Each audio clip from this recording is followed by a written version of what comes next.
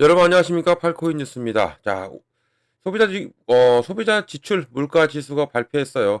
예측보다도 예측과 같이 나왔죠. 이전보다는 좀 낮게 나왔고 이 부분으로 인해서 시장이 좀 더 긍정적으로 받아들이고 있습니다.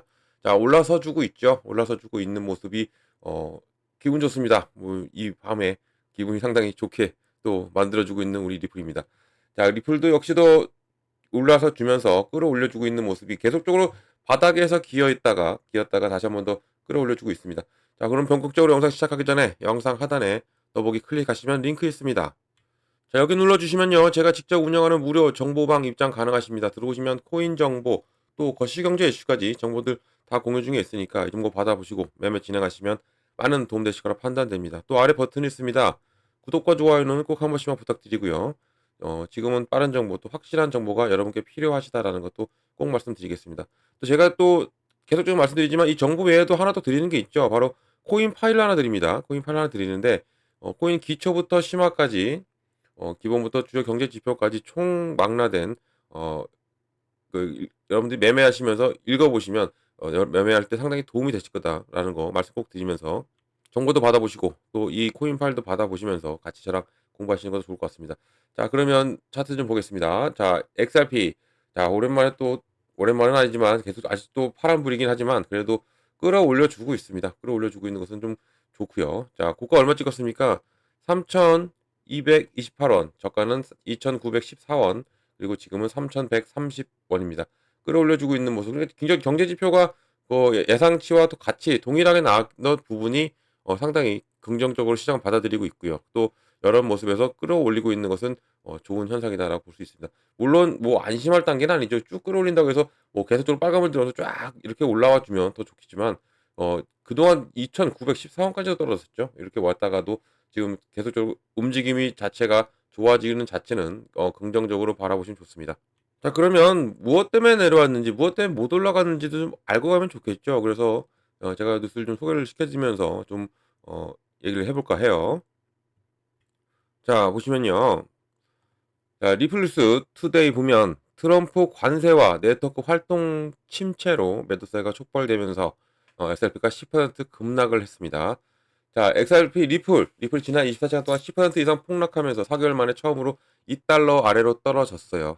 자, 그리고 또 이 중 상당 부분이 트럼프가 중국 제품에 대한 새로운 관세를 부과한 후에 또 이렇게 시장은 겁에 질려서 이런 부분을 기인할 수가 있지만 또 50%의 네트워크 붕괴도 투자자 심리에 영향을 그대로 미쳤습니다. 자, 30일 만에 두 번째 암호화폐 시장이 폭락을 했고 두 번째로 또 이게 트럼프의 관세로 인해서 수십억 달러 상당의 레버리지 거래 또 이런 것이 강제로 청산이 되었습니다. 또 예를 들어 가지고 어제 폭락으로 2,530만 달러 상당 XRP 거래가 청산이 되었고요. 또 이런 관세로 인한 폭락으로 인해서 리플 코인의 가격이 10% 이상 폭락을 했어요.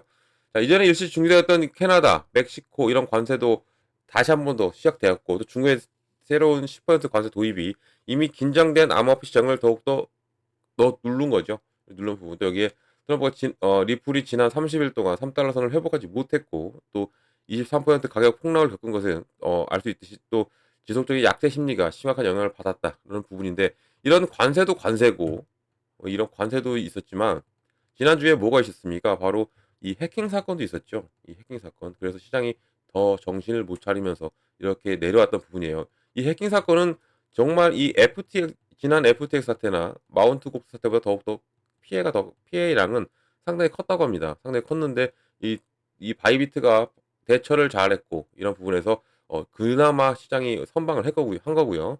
이 관세는 뭐 우리가 어쩔 수가 없는 것이고 해킹도 뭐 어쩔 수가 없는 거지만 관세도 이런 부분도 하지만 우리가 또 이런 걸 보시면서 오히려 이것은 우리에게 기회가 온 걸 수도 있다라고 계속적으로 말씀드렸던 부분이 있죠. 그리고 더군다나 이 관세는 2016년도 있죠. 트럼프 일기 때도 이러한 현상이 있었고요. 이런 현상이 이게 이제 유예되면서 더욱더 시장은 불이 났었습니다. 불장을 만들어내었죠. 폭발력을 더 또 만들어줬던 것도 그런 기억도 우리도 있기 때문에 이런 부분은 눌림은 오히려 우리에게는 오히려 큰 기회가 왔다라고 우리가 이 부분을 체크할 수가 있는 거예요. 또 이것도 보면 자, 리플의 가격 하락을 이끄는 요인들이 뭐냐? 이 시장 폭락 외에도 시장이 많이 내려왔고 또 리플의 실망스러운 가격 액티오에는 여러 가지 요인들이 있었죠. 뭐냐면 첫 번째는 리플 네트워크에 대한 활동 감소. 예를 들어서 최고 애널리스트는 뭐라고 하냐면 최근에 활성 리플 주소 수가 12월 최고 수준인 바로 20만 2,250개에서 현재 수준은 10만 1,160개, 바로 50% 네트워크 활동이 감소했던 부분. 여기에 또 리플이 개인 투자자로부터 엄청난 매도 압력을 받고 있고, 또한 어제 있었던 바로 이 SEC 비공개 회의가 이 비공개 회의가 리플이다라는 뉴스가 많이 나왔죠. 저 역시도 그렇게 말을 했었고요. 하지만 이게 리플이 아니었었고, 이 비공개 회의가 리플에 관한 내용이 아니었다라고 지금 나오는 부분에서 다소 실망 매물도 쏟아져 나왔다라는 것을 볼 수가 있는 겁니다. 자, 리플은 이렇게 보면 가장 큰 게 이겁니다. 이 소송, SEC와의 소송이 빨리 마무리가 되는 것이 상당히 급선무고요. 이런 급선무인데, 왜 그러면 지금 뉴스에서는 그러잖아요. 순차적으로 지금 이 소송이 취소가 되고 있다라고 하는데, 가장 오래된 그리고 가장 떠들썩했던 SEC와의 이 리플 소송이 근 4년입니다. 4년이면 얘가 더 빨리 돼야 되는 거 아니냐라고 하시는 분도 계신데, 이 리플과 SEC는 조금 복잡해요. 이게 왜냐면 뭐 다른 뭐 코인베이스나 얘네들 이런 것처럼 뭐 그냥 취소할게 하고 딱 취소가 되는 게 아니라, 여기는 법에 벌써 법으로 판결이 돼 있고, 법원에 판결이 나와 있죠. 판결이 나와 있고 벌금까지 나와 있는 겁니다. 벌금까지 나와 있는 부분이죠. 1억 2,500만 달러. 이게 나와 있는 부분에서 어 이것까지 해결을 해야 되는 거죠. 이 취소를 하게 되면 1억 2,500만 달러가 날아가는 거예요. 날아가는 거죠. 그래서 취소는 할 수가 없고, 이거에 대한 합의를 지금 합의점을 찾을 가능성이 상당히 크다라는 거죠. 합의를 찾고 나서 이제는 소송이 종료가 될 가능성이 크고, 이런 부분이 이제는 계속적으로 이제 만나겠죠. 만나면서 이 SEC 관계자와 또 리플 관계자가 만나면서 이런 것을 합의점을 찾을 것이고, 이런 부분에서 빨리 다가와야, 빨리 끝나야 이제는 어떤 것이 온다? ETF가 오고, 그리고 어 계속적으로 미국 내에서 얘기가 나오고 있는 SBR, 바로 전략적 준비금, 이 전략적 준비금도 될 가능성이 있는 부분이기 때문에, ETF와 이것만 된다도 돼도 일부는 상당히 좋은 흐름이 나와줄 가능성이 크다. 먼저 이게 되기 전에는 소송이 끝나야 된다라는 겁니다. 소송이 끝나야 이게 모든 것이 돼요. 법적으로 완전 깨끗하게 돼야. 그래서 지금 기다리고 있는 건데, 아직 이 소송의 종료가 안 나오고, 여기에 시장이 계속 눌려주니까 네트워크 감소도 되고, 다 이런 부분이 다 겹치고 겹쳐서 지금 시장이 못 살아나고 있는 부분인데, 그래도 시장은요, 제가 늘 말씀드리지만 이렇게만 내려오기만 하는 시장은 없어요. 꼭 이걸 알고 가시면 좋고요.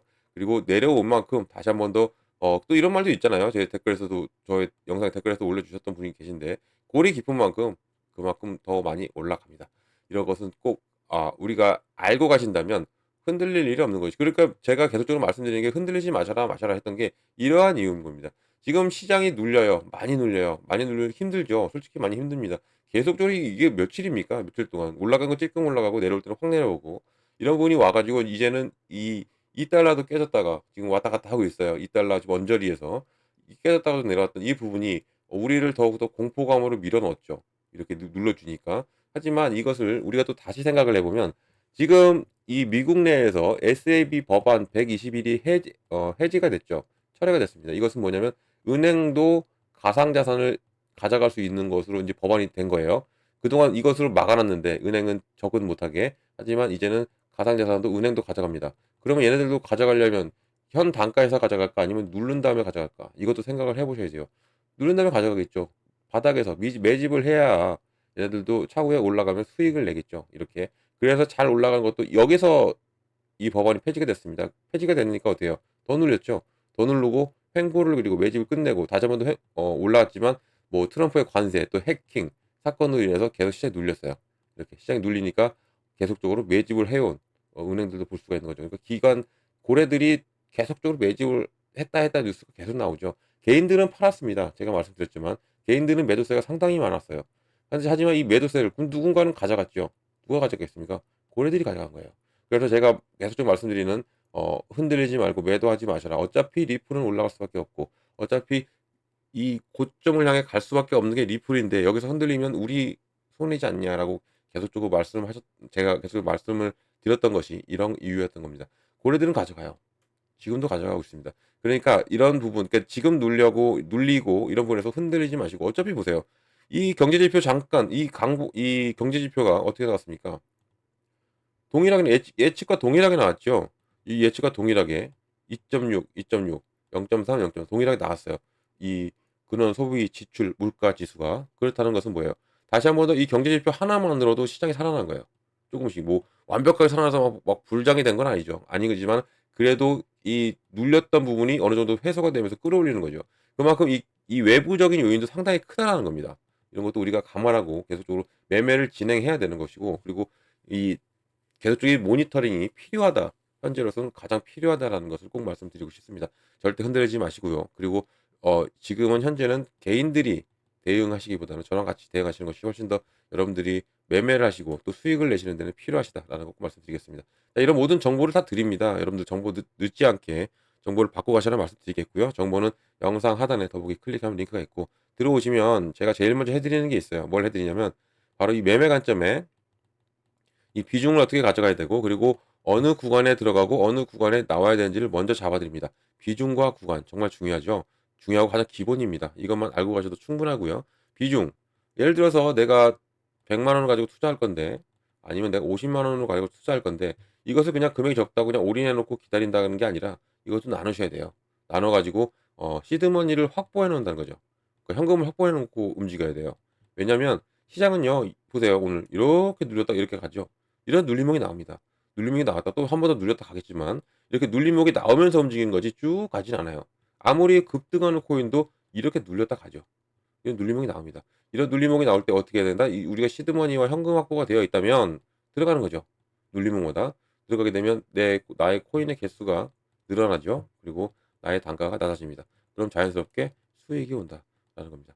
이렇게 되기 때문에 꼭 이런 부분이 있기 때문이라도 비중은 정말 나누셔야 된다는 거죠. 잘 나눠야 돼요. 비중 잘 나눠서 들어가야 되고, 구간도 마찬가지입니다. 어느 구간 들어가고 어느 구간 나오는 거, 매수매도까지 제가 확실하게 잡아드리니까 꼭 제가 드리는 정보 꼭 받고 가셔라 말씀드리고, 제 정보는 영상 하단에 더보기를 클릭하면 링크가 있습니다. 링크 눌러 들으면 돼요. 뭐 다른 거 필요 없습니다. 링크를 눌러 들어오시는 게 가장 편하시고요. 들어오셔가지고 정보 다 받으시면 됩니다. 이것은 다 무료다라는 것도 말씀드리고요. 무료니까 절대 돈 들어가는 거 없습니다. 금전 정보도 없고 아무것도 없어요. 안심하고 들어오셔가지고 제가 드리는 정보 받고 여러분들 여기서 수익만 크게 내시면 된다는 거 말씀드리겠습니다. 자, 그리고 무료와 또 기억하실 게 뭡니까? 바로 저 팔코인 뉴스를 기억해 주시면 너무나 감사드리겠습니다. 자, 영상 여기까지 하겠습니다. 제 영상 끝까지 들어주셔서 감사드리고요. 언제나 여러분들 성공적인 투자도 진심으로 기원합니다. 이상 팔코인 뉴스였습니다.